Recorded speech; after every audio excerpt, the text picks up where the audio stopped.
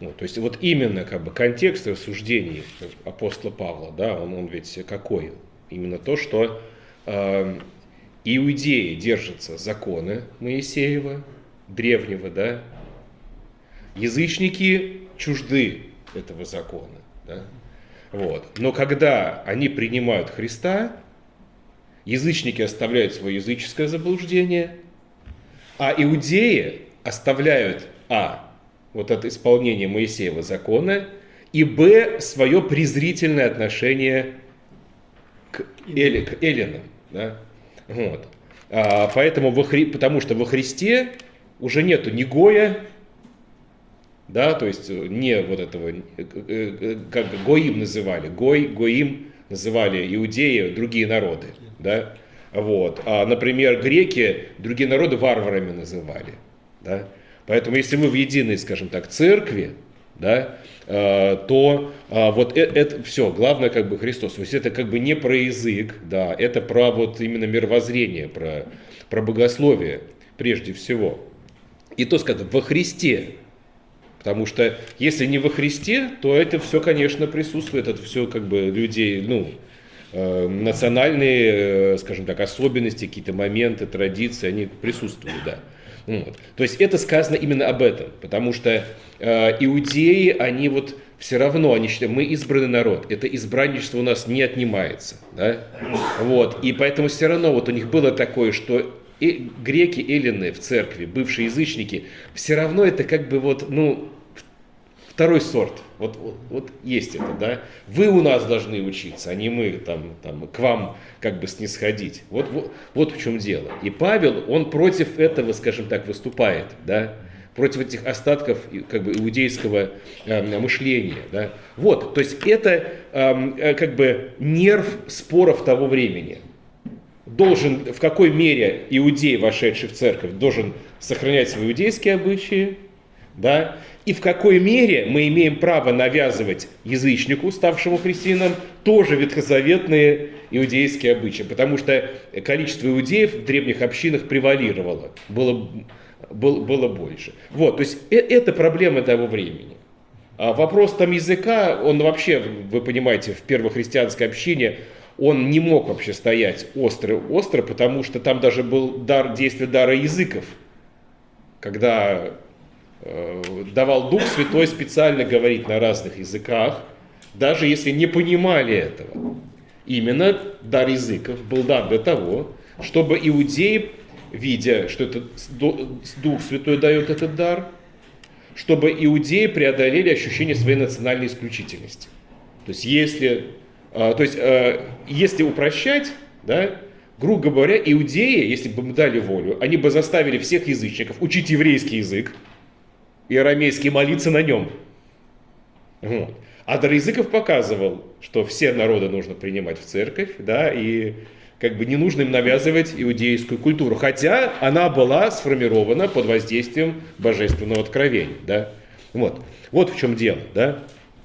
Вот. Тем более, что касается, если применять это к современной ситуации, можно применять, но, понятно, не целиком, потому что сейчас как бы другие совсем проблемы.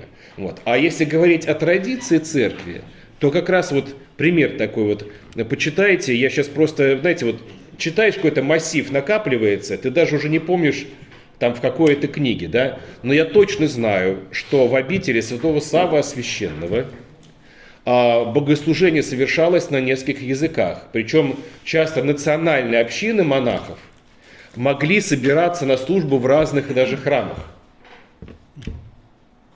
Могли сказать, а у нас тут один устав, один монастырь, что это мы будем разделяться? Однако же вот такая уступка как бы делалась. Не просто на разных языках богослужения, а вот там были какое-то одно, у них свои были даже как бы собрания в рамках одного монастыря. Но опять-таки, чтобы, очевидно, мог полноценно человек участвовать в богослужении. Вот. Наверное, какие-то большие праздники вместе, может быть, даже, но там вот это вот тоже, то есть это как бы традиция такая церкви. Более того, что вся традиция миссионерства, русской церкви 19 века, мой кумир, один из моих кумиров, это, почитайте о нем, есть такая фамилия прекрасная, Ильминский. профессор Казанского духовного университета, Казанской духовной семинарии. Человек, благодаря которому появились крещенные татары. Он переводил как раз, у него вся жизнь была, он переводил богослужение Священного Писания на языки народов России, тем самым воцерковляя как бы их, да. Иннокентий Вениаминов. Они, может, и учили русскому как бы языку, как бы это понятно, поскольку в Российскую империю все это как бы входило. Но зачем тогда Ильминский, это вообще, это глыба просто человек, это вот почитайте про его деятельность, это, в общем, что-то невероятное, да, там Иннокентий Вениаминов, зачем они занимались переводами богослужений Писания на национальные языки малых народов России, зачем? Тогда надо было всех русскому языку учить. То есть это вот как бы, это я считаю неправильно. И применение, мало того, это немножечко противоречит церковной традиции. То есть понятно, что мы должны как можно все-таки, да, понятно, объединяться. Но тут надо тоже как бы с умом. То есть если как бы люди, есть как бы компактное проживание, да, какого-то народа. Какой смысл тогда? Пускай молится на своем языке. И это абсолютно нормально, абсолютно соответствует традиции церкви. Вот, и примерам, на которые я сейчас сослался.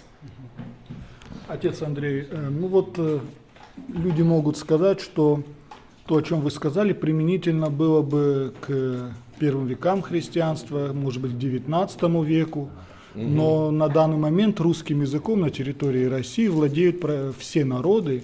И могут сказать, что как бы, смысла нет больше говорить, служить, проповедовать на малых языках, потому что все знают русский язык. Какой смысл? Вот где грань вот это привнесение в церковь национальной культуры, определенных национальных традиций, понятно, если, конечно, они не противоречат закону Божию. Где вот эта грань? Потому что мы же... Дело в том, что национальные традиции должны быть воцерковлены. А как ты ее воцерковишь, если служение на церковнославянском или на русском, а, допустим, на осетинском нет, тогда нет, если нету богослужения на осетинском языке, как тогда христианство будет влиять на осетинскую культуру?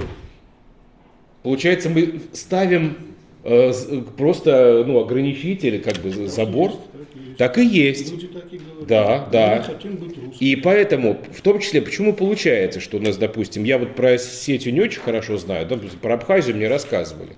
У них там, вы из Абхазии, да, то есть там очень параллельно распространены и христианство, и абсолютно там какие-то такие, там где-то собираются в какой-то пещере, там, да, то есть поклонение какому-то там тоже как бы Богу, как бы своему, да. Поэтому надо, наоборот, не изолировать национальную культуру, а в нее вносить христианское содержание, чтобы оно постепенно ее осоляло, как бы, да, освещало, да. То же самое у коптов. Вот. У коптов вообще не было, то есть ни один термин коптам, у них не было вообще христианских терминов в коптском языке. Вот. Поэтому у них большая часть терминов из греческого языка взята христианских.